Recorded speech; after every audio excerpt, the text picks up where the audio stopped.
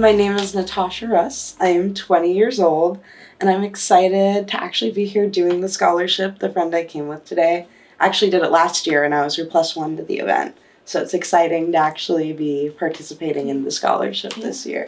Awesome. You came to our event last year? I did. It was really fun. You guys had good dessert. Oh, yeah. It was one of our outreach coordinators' really good friends. Mm-hmm. She has like a side business on dessert. Yeah. Yeah. No, that was a lot of fun. I'm so glad that you're here this year. That's so exciting that it kind of, yeah. But what is your favorite activity to do right now outside of school or work? I moved into my first home that was an apartment last May after I graduated community college. It has a backyard. I'm down in Imperial Beach, southern San Diego. But I've been really into gardening and then using what I grow in the kitchen. Because before I was living in an apartment, pretty much your standard college apartment, no oven or stove or hot plate stuff. Yeah. But being able to have the full kitchen and being able to get experimental with cooking because I love to eat. So cooking has been really fun for me lately. Yeah. No, that's awesome. I want to like cooking. I do. I want to like it more though. So I think that's really exciting. I think that's such a great Play some thing Frank to do. Sinatra. Pretend you're an old Italian lady. That's what I do. That's great advice. Yeah. That is great advice.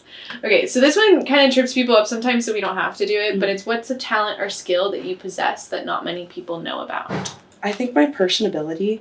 I'm really good at being able to talk myself into getting what I want, which has definitely helped me specifically in my field as well. Because I work in mental health, it's all about talking to people. And I feel like my ability to talk to anybody, this morning on the bus, I made friends with a gay cowboy. He's 67, his name's Morgan. He's from Hillcrest. Had a good chat with him for 20 minutes on my way here, but I just think my ability to talk to anybody and connect over anything, I think that's my biggest strength and skill. That is awesome. I think that we might do some softball questions, but you kind of were talking about your career and stuff, and so I'd love to kind of tell us more about kind of your school experience, where you're going to school, and then also it seems as though you kind of know exactly what you want to get into career-wise, so tell us a little bit more about that. So I went to community college, San Diego City College, repping it, that's home. But I had a great experience. I was there for a little under 2 years, and to preface this, I am a parent, so my experience with college is very different from most people's, especially being a young parent. Like I said earlier, I'm 20, so navigating that initially was challenging, but I think I've gotten a hang of it. Last May in 2024, I became the first person in my family to graduate college. I got 2 associate's degrees, one in psychology for transfer and one in humanities, language arts, and liberal arts. I transferred to Arizona State online because I just love the flexibility. It doesn't intrude with my work at all.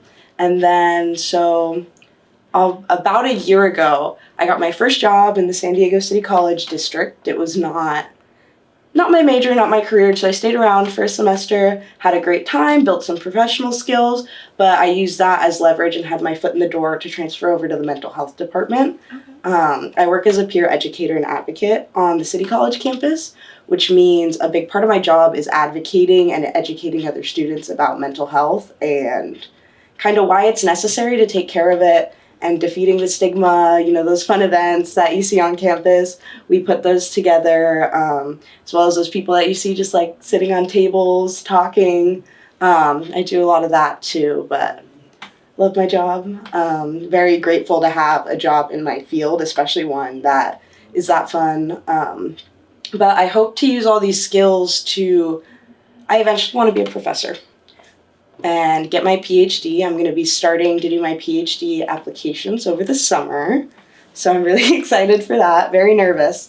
But I want to do participatory action research, which is going to different communities and asking what the community needs and using community members as the research team and coming together to come up with a sustainable program or something to better those specific issues. It really speaks to me because there is no hierarchy. Just because me coming in as the researcher having a PhD, that means nothing.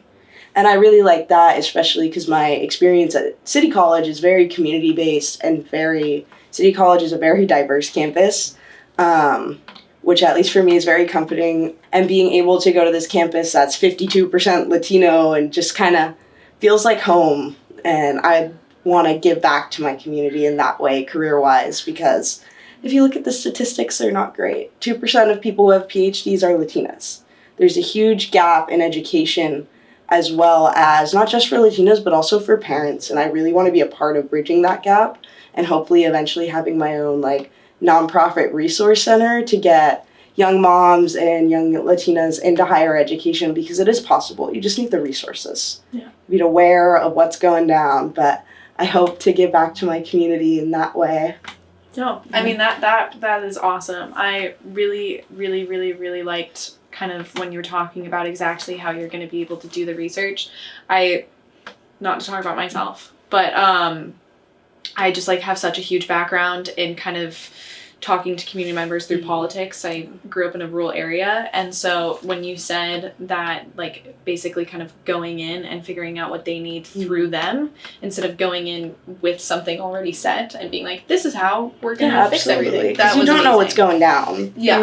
Unless you're front row, you don't really know what's happening. No, exactly. And I know, at least for me, if someone from Northern California came to my campus and was like, we're implementing this. I don't know you guys, never spent time down here. And I'm like, okay, well, I can immediately tell you it's not going to work because A, B, C, students don't respond to A, B, C. And yeah, no, I think that's totally, I really, really, I think that's a kind of great way to start.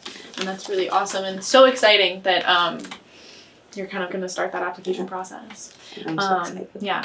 And we can talk a little bit more later if you ever need help with any resources with that stuff. But that was awesome. I think that a couple questions that I kind of have, which we'll get into a little bit more of the getting to know you portion. But I was just curious if, because you kind of talked about getting into your field. Mm-hmm. Is it always something that you kind of wanted to do, or is there a specific moment in time that kind of made you piqued your interest, or kind of tell us more about how you got into the field? I actually went into college going, I'm not going to do psychology. I don't like it. I took it in high school. Hated it. Hate's a strong word, but I hated it. I was like, I can't stand this. Sigmund Freud, love your mom, blah, blah, blah. Could not stand it. So I actually came to community college as economics major. But I changed my major 5 times. I went from economics to radio and film television to nursing. And then I thought I wanted to be a doctor, like an MD. So I got my surgical tech license to get some more experience. Mm-hmm. I hate blood. First day of training, I threw up in my mask. Oh, no. So I realized that route was not for me. And then I took Psychology 101 with a professor who only taught one class. He was a therapist the entire other time. It was at 8 a.m., so no one was participating in this class except me. And after a couple weeks, he kept calling me into office hours going, so have you considered changing your major to psychology? And just kind of pushed me to do it. Mm-hmm. And I was like, oh, okay. And then I took more classes and absolutely fell in love with it and realized I could make my career talking to people. Yeah. No, that's awesome. Do you have any advice for kind of students that are going through a similar situation and they kind of keep changing their major and are trying to find their passion? Do you have any advice during that process? Because I think it's so great to try out so many things, but I do think that some people then are like, oh my gosh, I just need to find it. Yeah. Did you ever have that feeling, or did you ever kind of overcome something that kind of how did it click for you? For me, my main goals were to find something career-wise that I would enjoy. Mm-hmm. And that would be as much as it's not the best thing to say, but what's going to support me and my daughter financially. Yeah.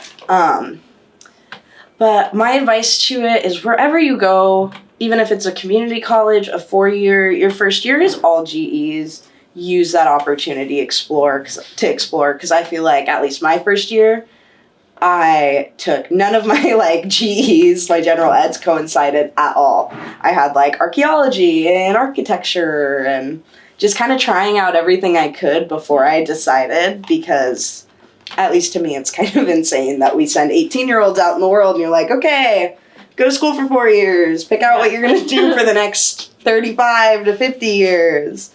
But I really didn't know what I wanted to do, and I feel my mindset was that going in and just I'll figure it out as it goes. But my advice would be not to rush it. don't pick something just because you think the money's going to be good. That's why I was a nursing major for 2 months, and then I shadowed a nurse, and I was like, I don't want to do that. Yeah. Kind of transitioning like a little bit, what is an accomplishment, personal project, or extracurricular activity that you're proud of working on? I think just me being here today is an accomplishment. I was one of those people whose cards were not dealt in their favor. If you were to meet me back in high school, I was a little stoner, not passing most of my classes, ended up getting pregnant my senior year. Nobody would have put money on my future at all. But with my daughter, that was my main motivation. I was able to finish community college in 8 months with 2 degrees, transfer. I'm finishing my bachelor's this year. Hopefully we'll be moving on to my PhD in 2026. But since then, I've gotten scholarships, honors societies, research opportunities, career opportunities. I even married my best friend from high school, or we're getting married at the end of the year. Congratulations. Thank you. But it's just, everything where I am right now in life is so much better than I thought it would be, and I have, like, no one but myself to give props to, because I put in the work. Like, there were so many sleepless nights of, my daughter was born November 2021, so by the time I was in college, she was about 9 or 10 months old, still the tiny baby phase. So, you know, it was a lot of effort spent making sure whenever I can, having that time with her, but still putting her down to sleep and me staying up an extra 4 hours to do work and studying. And, but yeah, just no one would have put money on where I am today, and I'm thriving. Yeah. So. No, I think that was a great answer. I mean, the accomplishment is where you are. It's yourself. Yeah. Tell me a little bit about kind of through this time. I know that you had mentioned a professor that kind of pushed you into the career path that you like, so it can be like that, or it can be family members, friends. Tell me about someone who has left an impact on you and why. I'm going to talk about a couple people. Yeah. One is my Psych 101 professor who pushed me to change my major. Going back a little bit, I'm going back to high school really quick. Our school psychologist, Dr. Afsane Safai, I don't know if you're going to see this, but if you do, I want you to know you changed my life. We still are in contact. We go for coffee sometimes, but she is super awesome. She was assigned to, there was a POM Academy attached to my high school for kids to do their high school credits at their pace. It was essentially a program to get them more graduates and less dropouts. But she was a designated school psychologist for these 20 students, including myself. And she was the first teacher that I told I was pregnant, first person at school. And she said, okay, that's not going to stop you though, right? And I was like, well, I don't know. But she sat down with me, we made a plan, she helped me enroll in community college, because like I said earlier, no one in my family has gone to college before. She sat there, did the application process with me, grabbed a bunch of resources for me, because the community college I went to had a daycare, and just made sure, it literally sat down with me and took the time to show me all these resources, how to use them, what to do, who to talk to, and really it really just takes one person. It takes one person to see the potential in you for you to go far, and she's amazing. She was that person for me. Again, we're still in contact. She was awesome. Still is awesome. And then also my sophomore year, when I took my first real course class, Dr. Marie St. George, also amazing professor from City College, really made an effort to build community in the class and really engaged my interests with that, and has gone above and beyond and has helped mentored me and helped me with my, actually recently helped me, I sent her my master key for my grad school application. She was like, oh, put this, this, and this. Every time she sees me, she gives me a hug. We still work on the same campus. But yeah, good people can make you go a long way. My friend Juliet out there, my first college friend, if she's my equivalent to my freshman year roommate. Yeah. I met her my first semester. We did literally everything together, applying to graduation, applying to FAFSA, applying to transfer, applying for scholarships. she's out there right now applying to this scholarship together. But yeah, it's been really nice having her, my bestie, along for the ride with me too. So good people. Yeah. No, that was amazing. It's nice to have people in your life that kind of know you and encourage you, care about you, and kind of encourage you to do your best. Yeah. But I'm wondering if there is a cause or social issue that you're passionate about, and why is it important to you? For me, it's bridging the gap in education for Latinos in higher ed, as well as for parents and moms, specifically younger moms. As I mentioned earlier, my career goal is to eventually have my own resource center. But again, if you look at it, the numbers are bad. 8% of people who have a PhD come from a community college. 2% of people with a PhD are Latinas, and women are 7 times more likely to be student parents than men.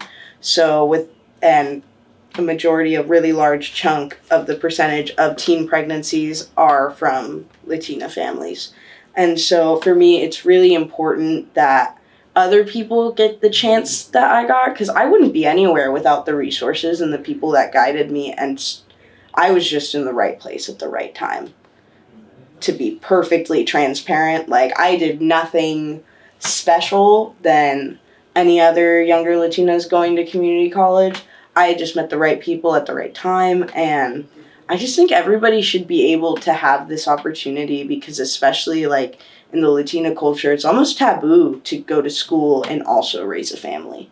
And I don't think, especially like my generation of women, should have to choose between a family life or a career life. It's possible to have both, but you just need the resources, and a lot of people don't even know where to start. And I feel like opening my own resource center in the future, I would like to have scholarships, licensed social workers for case management, therapists, resources for childcare, because it is possible for anybody to do, just if you have the resources. And that's where I see myself in this issue in the future, is like trying to get more of the resources to people as opposed to tackling it some other way. But definitely bridging that gap in education is something I really hope to contribute to. Hey YouTube, if you enjoyed this person's story, don't forget to subscribe below to hear more from our inspiring youth. If you want to apply for our Storyteller Scholarship or get more involved in our organization, click the link below to apply. Thanks for watching!